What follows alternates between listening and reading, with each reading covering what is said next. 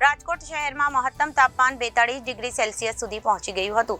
છેલ્લા 3 દિવસથી પરોક્રમાંશ વધી રહ્યો છે અને સોમવારે આકરો તાપ પડતા લોકો ત્રાહિમામ પોકારી ગયા હતા. જો કે સાંજે 6 વાગતા જ હવામાનમાં પલટો થયો હતો અને વાદળ છવાયા હતા અને ઠંડો પવન ફૂંકાવા લાગ્યો હતો. રાજકોટ જિલ્લાના ધોરાજીમાં પવન સાથે કમોસમી વરસાદ વરસ્યો હતો. ગુજરાતમાં હાલ અમદાવાદ સહિતના ઘણા જિલ્લાઓમાં ભારે ગરમી પડી રહી છે અને તાપમાન 40 ડિગ્રીને પાર થઈ ગયું છે. આવા ભર ઉનાળાના વાતાવરણમાં રાજ્યના અનેક જિલ્લાઓમાં કરા સાથે કમોસમી વરસાદ પડ્યો છે.